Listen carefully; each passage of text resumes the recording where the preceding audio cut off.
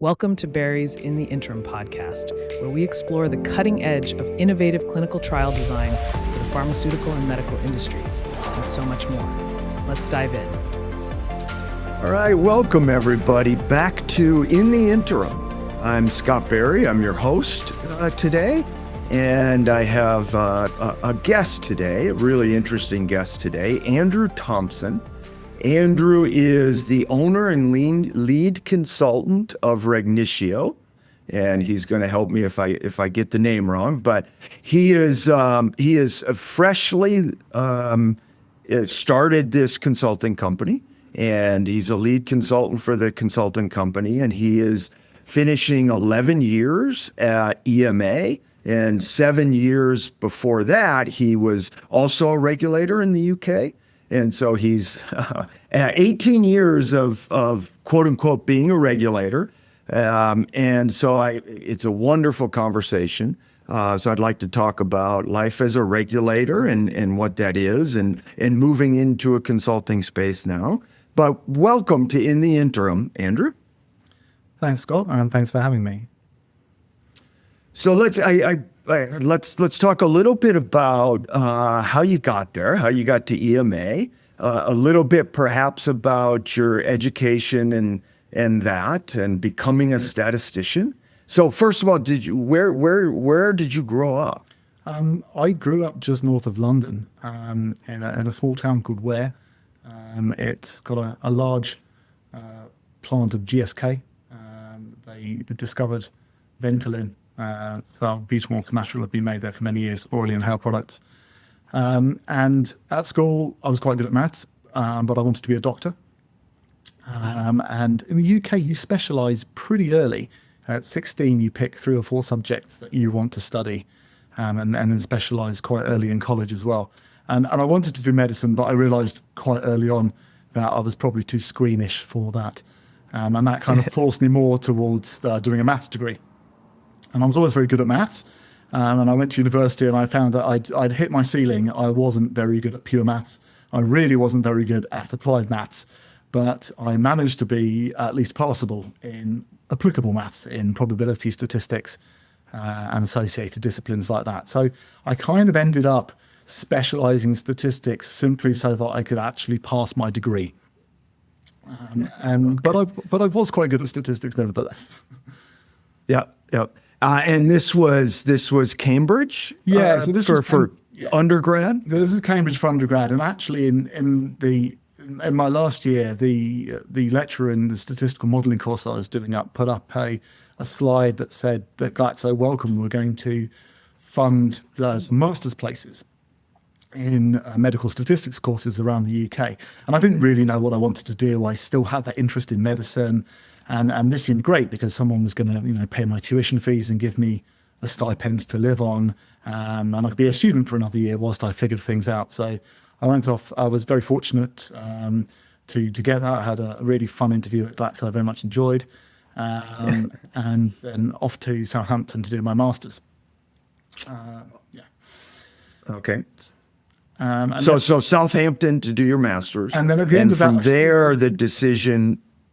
Sorry? I still didn't know what I wanted to do at the end of that. Yeah. So that was the challenge to know what it was I wanted to do. So I took a little bit of time out at the end of that as well, and gravitated towards academia.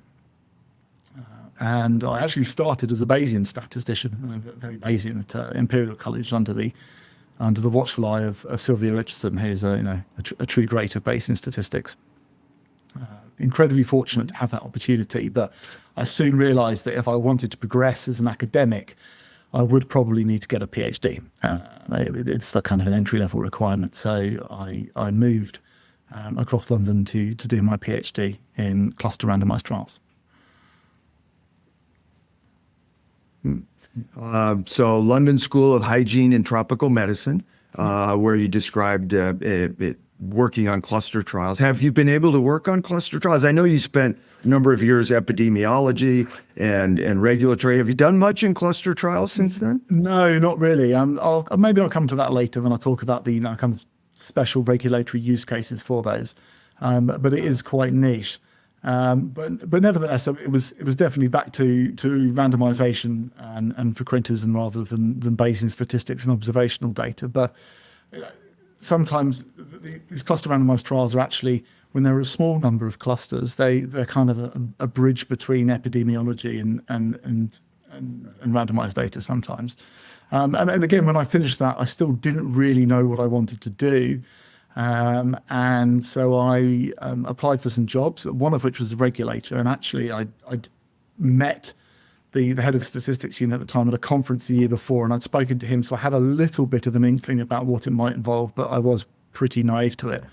I applied for a few jobs, and I was offered the regulatory one, and I decided that I'd take a chance on that. And I guessed that it suited me because I managed 18 years there. There was no strategic grand plan to my career. I didn't have anything like, in 5 years' time, I want to do or accomplish this. And pretty much I kind of fell into it, but in a very measured way. And I always had agency over my choice, and I hadn't ever actually done something that I didn't want to do. But I was not a kind of grand career plan person. Yeah. Yeah. And we'll come back to that because you're now making more decisions about your career. And yeah. You have a grand plan now, but let's sort of jump into this point where you jump in regulatory EMA within this. So you've been at EMA for 11 years. Yeah. So by the way, did the whole Brexit and the EMA moving from London to the Netherlands, did you geographically move to the Netherlands? Yes. So we moved from the UK to Amsterdam, and I acquired French citizenship through my wife, which has made life a lot easier for me and my family. Okay. Yeah. So you currently reside in Amsterdam? Yeah. So I currently reside in Amsterdam, and want to stay here, and perhaps maybe why consultancy was the next step for me was that we're happy here from a kind of personal point of view, and it's a good opportunity to be able to work from where I want to work. Yeah, very nice, very nice. Okay, so life as a regulator. I've been doing this for 25 years. I've spent a lot of times, and I don't even like the aspect on the opposite side of the table of regulators. I think it's almost too combative, but spent a lot of time working with pharma, building trials, working with other academic groups and all of that. What's life like as a regulator? So you're a statistician at the EMA, and I know there's certain areas you can and can't talk to, but just generally, what is life like as a statistician at the EMA? Well, I've held many different positions. I actually started at the UK regulators, which is the MHRA before, and I was a statistical assessor there. And there's kind of the equivalent US parlance would be a statistical reviewer. And mostly that's kind of what you do is reading clinical study reports, thinking about what's been written, and then writing your opinion on them. It's referred to as quiet contemplative work. And then once you've done that, you then have to work in a multidisciplinary team with other people who also like to spend their time doing that quiet contemplative work and come up with a joint piece of work, particularly with medical assessors. Once you've done that, back in the day at the MHRA, there was the Commission of Human Medicines, which is kind of the great and the good 20 expert academics, and every month you would have to go there. It was in person at the time, very formal suit and tie type occasion. It's basically an advisory committee, and you have to sell your assessment report and justify why your take on a clinical trial is the development program is the correct one. So being able to do your job well requires you to be able to do all three, the kind of somewhat introverted, quiet, contemplative work, the teamwork, but also then on top of that as well, kind of going out to a team of global experts, they are not your peers, and convincing them of the rightness of your assessment report. So it's quite a rare breed of people who actually can do all of those without stepping outside their comfort zone, and I think most regulators do. I moved sideways and upwards to be head of epidemiology there, and that was a little bit different. I was managing people now. It was post-authorization, so it was more observational studies, safety studies, but also meta-analyses. And in my team, I had data scientists, epidemiologists, and statisticians who were doing the work, but also they were doing their own studies using databases that were held in-house, particularly the Clinical Practice Research Data Link, which is a UK primary care database. and using that to do studies to inform regulatory decision making. I enjoyed that, but then I moved over to EMA 11 years ago and back to statistics and more kind of phase 3 studies, kind of point of licensure, but also scientific advice as well. And the EMA is not the same as FDA, and the best way I've found to describe it to audiences who are familiar with FDA but not EMA is to think of it more in terms of every single state has their own FDA, and each month they go to Washington, D.C. and make a coordinated decision that applies to everybody in the US. So it's a hub, there's coordination, there's a lot more peer review, and latterly I was doing a lot more methodological strategy, a big project on reorganizing how methodological advice in the system works in general through the working parties reorganization. I've always been fortunate position at EMA. I was very lucky. I was given big projects that I enjoyed. The methodology working party I just mentioned, CENIC work, but in particular ICH. I was initially on ICH E11A, which is pediatric extrapolation as a statistician, and then subsequently on ICH E6 Annex 2, which is GCP for clinical trials that utilize real-world evidence and decentralized elements and pragmatic elements. And ICH, again, is a different set of skills you need. There's more kind of personality management. I was what's called the regulatory chair, whose job it is to try and facilitate and harmonize between differences between regulatory regions. You need drafting skills, being able to find that one word or that one phrase that encapsulates the concept that everyone can actually buy into. And you also have kind of cross-cultural awareness and appreciation. And I really enjoyed my time at ICH. I have very fond memories of it. A particularly good one is you go to a hotel somewhere in the world and you sit in a hotel conference room for 4 or 5 days. There, early starts, there, late finishes, and then one evening you go out as a team and you have a team dinner, and they're always good fun. And learning Japanese tongue twisters from colleagues at PMDA was a particular thing that I would never have had an opportunity to do otherwise. Fantastic. Yep. I think also my time at EMA has the pandemic in the middle of it as well. And that's always going to be a lens that I view that through. Like I said, I did my PhD in cluster randomized trials, particularly for the idea for HIV and tuberculosis trials that were being run out of the London School of Hygiene and Johns Hopkins. And so I had this kind of background in infectious diseases. And one of the differences between Europe and the US is that in Europe, statisticians don't have to kind of work across every therapeutic area. So you do see all developments across all areas, whereas at FDA, there are different divisions of biostatistics within the office there. And of course, people move around, but within EMA, you see everything. And I was actually, when the Ebola outbreak happened, because I was in the office and I had some background in infectious diseases, I worked with people in the infectious diseases team at EMA and across Europe as well. So we'd had quite a lot of learnings from that. So when the pandemic hit, I already knew the people involved within the system, and that kind of meant that I was heavily involved in the work, particularly in the early stages. And everyone wanted scientific advice. Everyone wanted to try something that could possibly work, and rightly so.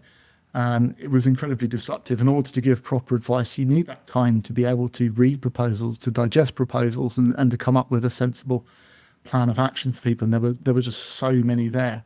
And also the societal expectation as well. EMA was as an agency and as an organisation was not particularly well known. Most of my friends hadn't heard of it. And then suddenly it was front page globally on certain days. So incredibly a disruptive time on top of the Brexit move as well. Yeah. And actually, UK was, fantastic in terms of MHRA, in terms of the number of patients they were able to put in trials, recovery, REMAP-CAP, and all these platform trials. A bit of expansion in clinical trial science through COVID as well, with platform trials and the need of these in therapeutic areas. So in a lot of ways, I think the science of clinical trials were expanded, as well as the impact of the regulators was fantastic. Yeah, for sure. For sure. So, yeah. So at EMA, when your work as a statistician, you describe the various things and the impact on ICH and these other things. I think we'll come back to that.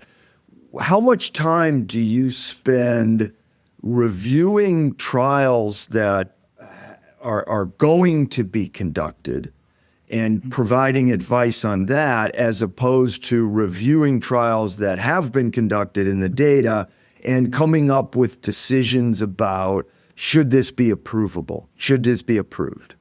Well, the European Medicines Agency system as a whole involves all of the individual regulators from each country as well. So it depends entirely on countries who bid to be the rapporteur, as it's called in Europe, in terms of the lead country who's going to be doing the assessment. So it's very much driven by an individual country case by case on that.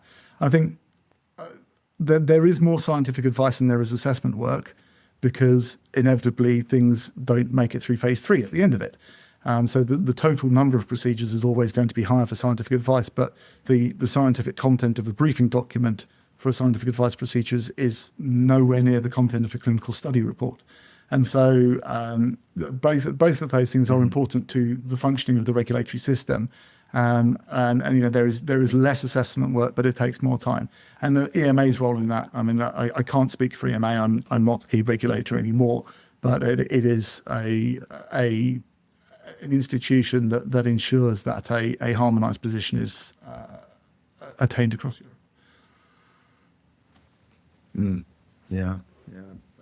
Challenging. So the role of ICH, this incredibly hard working on these guidance docs, and it sounds like a lot of you've used the word sort of harmonization and working amongst a group. It seems like a huge amount of your work is about harmonization, as you described, finding the right word that represents and doesn't over-represent, sort of thing, in all of this. The ICH, and you do have involvement in E20, and I know it's fresh, it's in draft, and probably don't want to talk about much of the details of this. But it sounds like at least at EMA, and it may be a little bit different at the FDA in terms of harmonization, and it feels different. So when we go to EMA, you might go to the scientific advice working party and you get advice, and that can be almost different among people sitting on that committee. But when you go to the FDA, you get more of sort of a single voice, and maybe the structure is that way. So it sounds like a huge amount of those 18 years is working and harmonizing a ton in terms of advice. I mean, I wouldn't comment on kind of differences between EMA and FDA, but I think within the spirit of the podcast title, everything else being equal. And if you think about a trial where everything else is proposed, is acceptable, and there's a trial with no interim analyses, I think most people would be happy with that. I can't speak for regulators, but I can say personally that I do not know any regulator who would be happy with a trial that had an adaptation planned after every single patient. And so sometimes the question arises, how many looks is okay? There's a number somewhere between 0 and n where questions start to be asked. Now, this is a value judgment that would depend on the clinical context, and so it's not always possible to give definitive answers. And so you will get variable answers depending who you ask, whether a trial with, say, 7 looks is okay, or whether 4 or whether 2. And whenever there's a value judgment involved, I think diversity of opinions is inevitable and they will arise. And not everything can be written down as a rule, especially numerically. Now, I learned how to be a regulator at MHRA. There were an amazing team of 4 other statisticians, all of whom I learned so much from in many different ways. Now, it would be surprising, though, if I did not have similar opinions to them on acceptability of certain approaches. So we wouldn't always agree on everything, and it's not that you would always get a harmonised voice, but in general, it's reasonable to assume that there'd be some sort of correlation between my opinion at MHRA as a regulator and the other people in the statistics team. Now, one of the things I learned in my PhD, that the presence of within cluster correlation implies and is implied by the presence of between cluster variability as well. So whenever you have that correlation within any particular organization or region, that does mean definitionally you will get variance between different regions as well, or different clusters, so to speak. I think another example I could give is that, and you've heard me talk on this before, Scott, but there are potentially at least two schools of thought about control of type 1 error. So any method that controls type 1 error is fine and can be acceptable as a school of thought, i.e. type 1 error control is necessary and sufficient.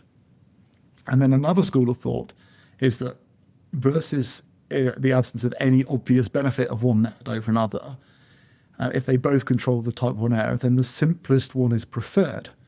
And so therefore type 1 error control is not sufficient, it's necessary. Now, it is likely that decision makers of all stripes and statisticians of all stripes globally will hold different views on this, both within and between regions.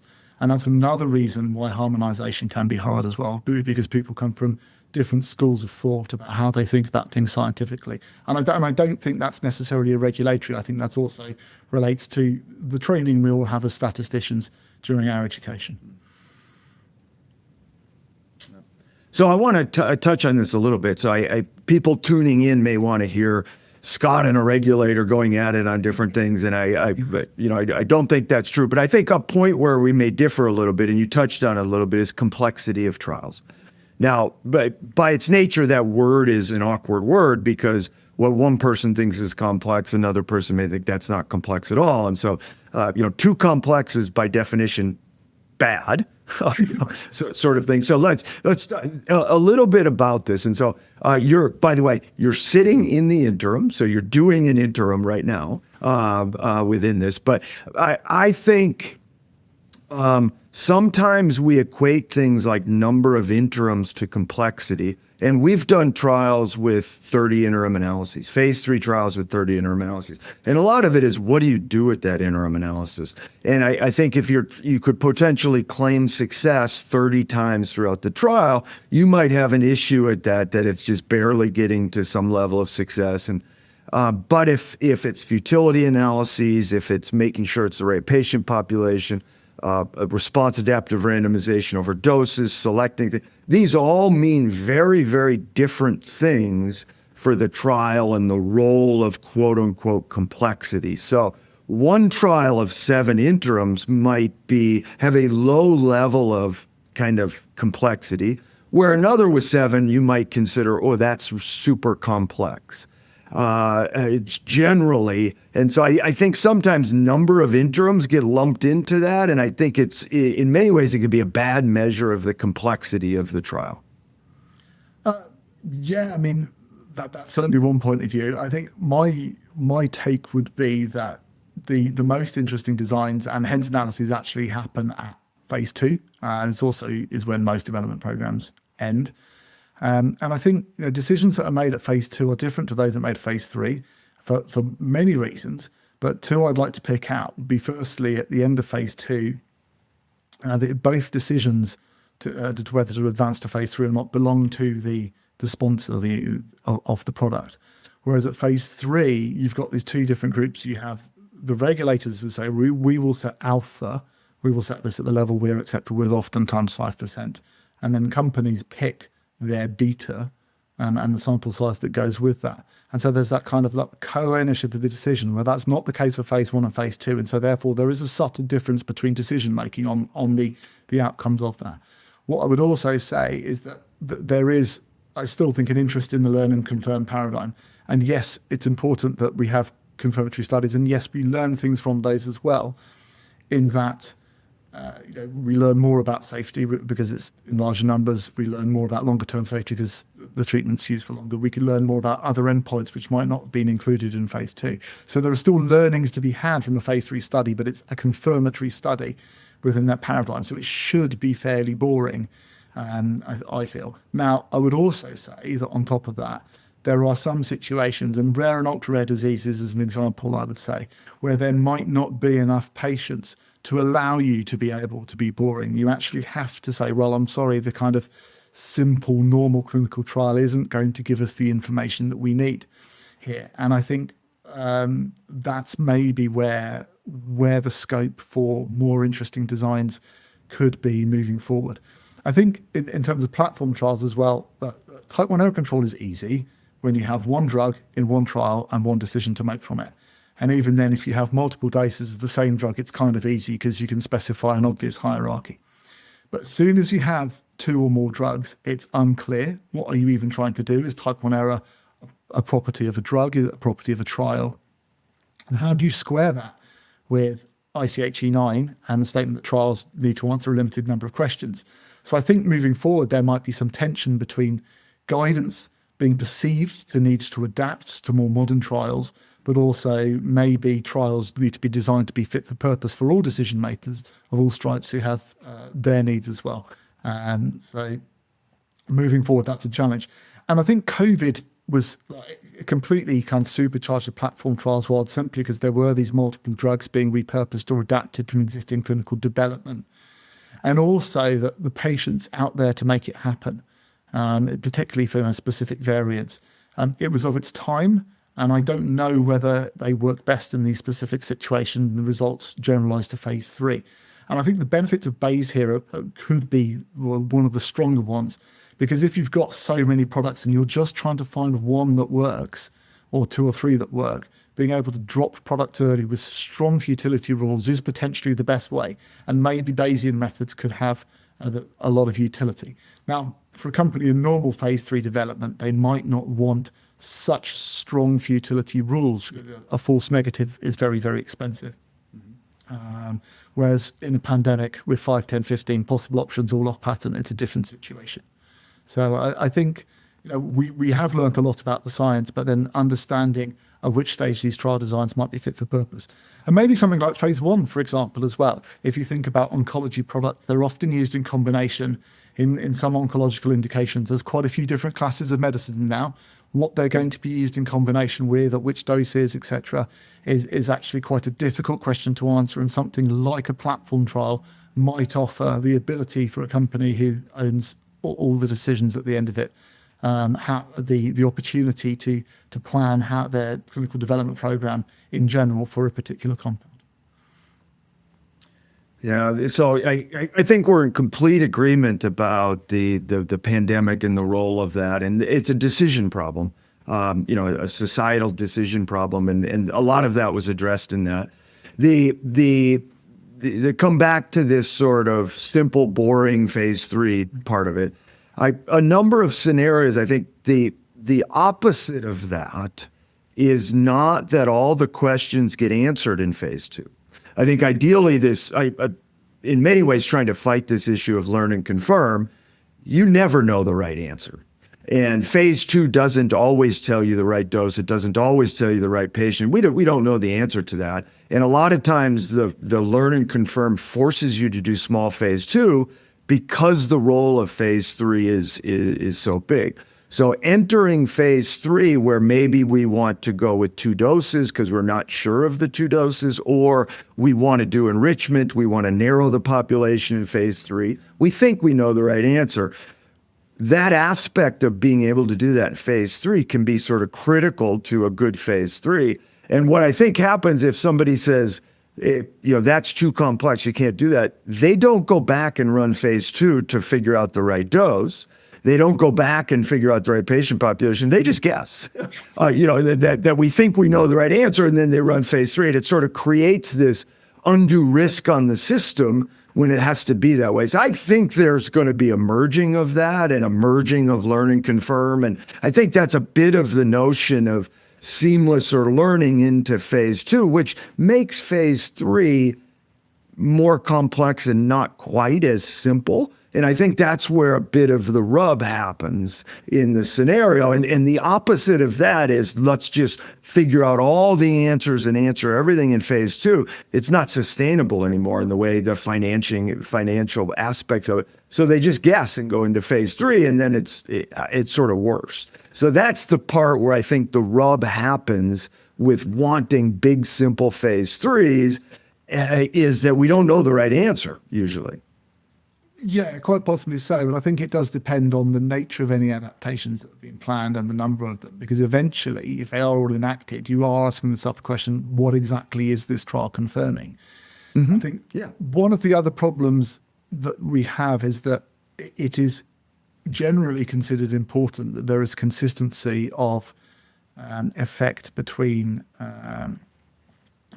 time periods before and after interim analyses.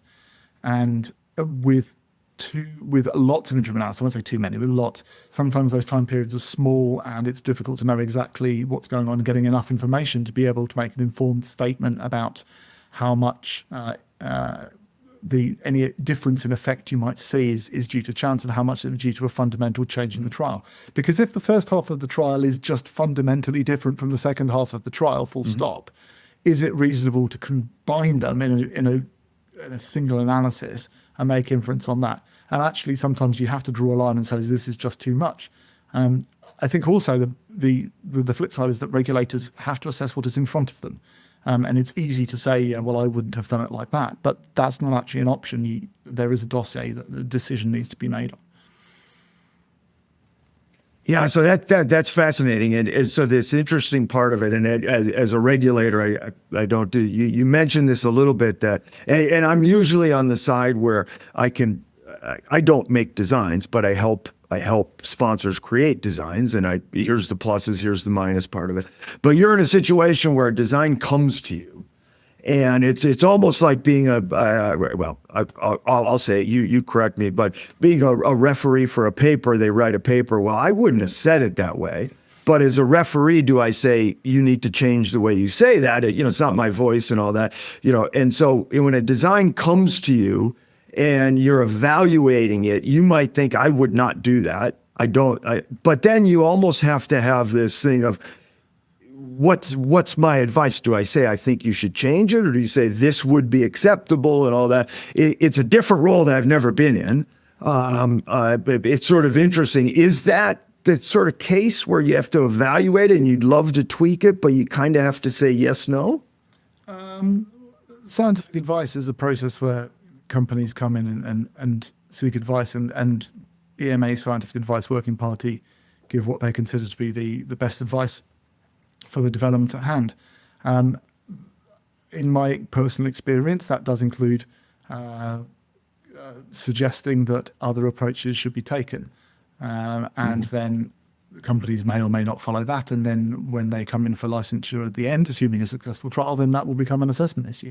And I think, it's an assessment issue is a phrase that's used globally when it comes to topics like this.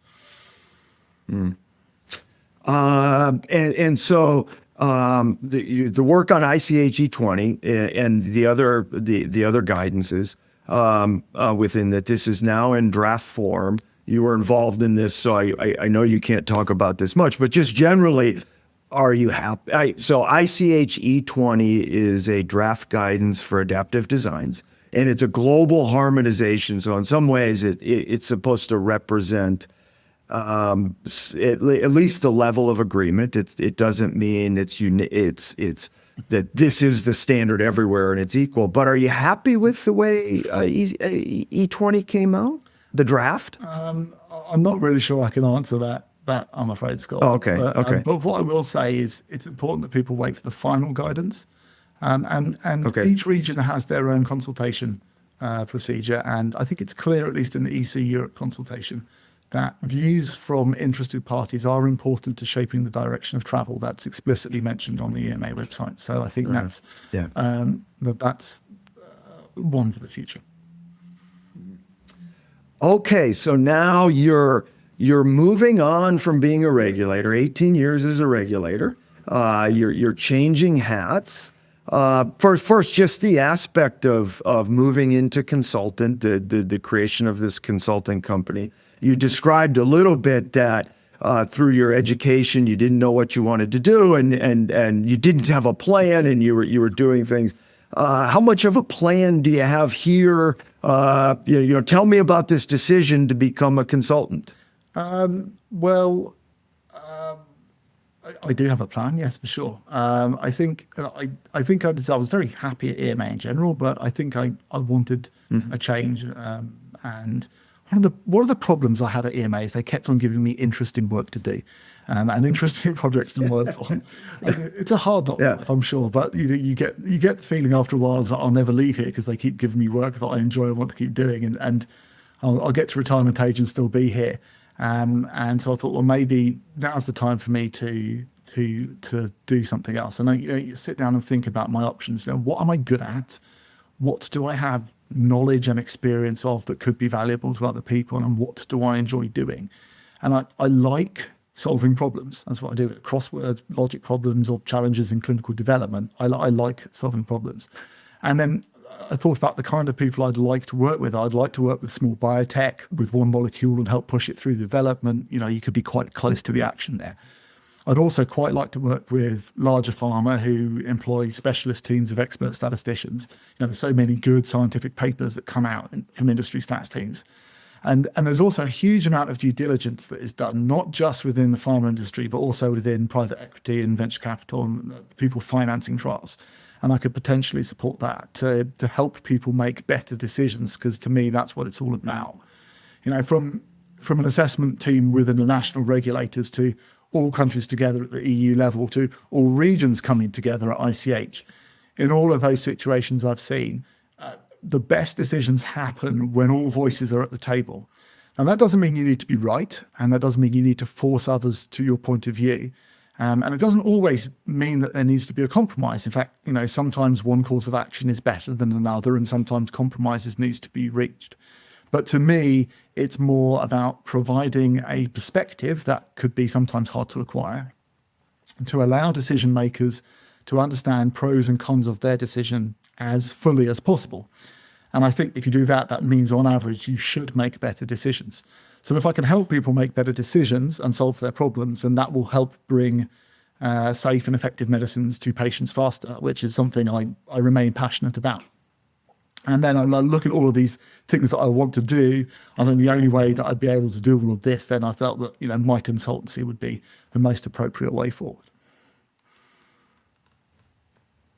Yeah, very nice. And so, do you imagine moving forward? You describe something as a bigger picture, and statisticians need to be a part of a much bigger picture, understand the science, the treatment, the disease, and this.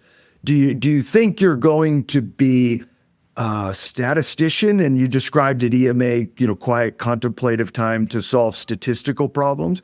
Or do you think your lead consultant is a much broader thing, understanding the regulatory role here, the advice, and higher level? Are you going to get into statistical details of design? I see it as more of a high level, I would say. And I think one of the reasons is that I have quite a lot of experience now of working in multidisciplinary teams. Like E11A was modelling and simulation, it was statistics, it was disease modelling, so clinicians all in the same room. And I've worked with GCP inspectors and methodologists of many stripes across Europe, real world evidence, clinical trial statistics, modelling and simulation as well there. So bringing those different functions together, but also with that regulatory expertise as well. So having both the kind of the technical understanding and the regulatory understanding, I think could be quite an interesting perspective to bring to companies. Now, I don't see myself as someone who would be answering necessarily technical statistical questions, but I can certainly help people understand technical problems that they are facing, and making decisions about clinical development when you have kind of fairly technical proposals in front of you, the pros and cons of those, and working through what could work, what could not work, and why from a regulatory perspective as a methodologist is where I think I can add the most value. Yeah, very nice. So Regnitio is open for business. Andrew would be happy to talk to you on potential problems. Are you looking forward? And I don't know if you can do this. Are you looking forward to a day that you sit down and EMA's on the other side of the table? Can you do that? Is there a certain amount of time you can't do that? For a certain amount of time, the EMA has very strong and appropriate conditions on staff leaving the service, and I will, of course, abide by those. Maybe in the future, and if that does happen in the future, then I'll be looking forward to it. I think there are many other opportunities, like you and me, Scott, have spoken on panels in the past and at academic conferences or DIA, more regulatory focused conferences. And I'm looking forward to, in a more kind of informal environment, at least initially, maybe challenging people with some thoughts that I can now say, for sure. Yeah, fantastic. Well, I certainly wish you luck. I know we will work together on things, and happy to send people your way to provide your advice. We're always looking for that extra advice, and really happy that you joined us here in the interim. By the way, because I keep thinking of new questions, but being in the interim in a real clinical trial, role as a DSMB member, would that be something of interest? I have thought about that, I must admit. Possibly. It's not something I have experience of, and I genuinely don't know how one goes about the process of doing one's first DSMB or being mentored through the process. I obviously know a fair bit about clinical development now after those years, but I think my experience as a regulator was that the hardest decisions you had to face were always the ones where the results were borderline. And whenever you had a decision that was borderline, it's assuming a clinical trial has been sample sized and designed in a particular way. It's borderline for one of three reasons. Either the treatment effect was not as large as you were hoping for, or the variance is larger than you were hoping for. And there's a kind of nuance on those two, that you were right on the relative but wrong on the absolute scale. And by that I mean you thought you'd see a, say, 40% improvement on your active and 20% of control. And you actually saw a 30% improvement on active and 15% on control. So you always have a relative risk of 2. You always double your chances of a good event, but you were wrong on the absolute scale, and so you kind of end up borderline. My experience is that almost all clinical trials that end up at the borderline are ones where the treatment effect is not as large as you had hoped it to be at the start. And if you have actually designed your clinical trial with the minimally clinically important difference, then under those circumstances, the point estimate of the effect that you will have out of that trial will definitionally be smaller than the minimally clinically important difference.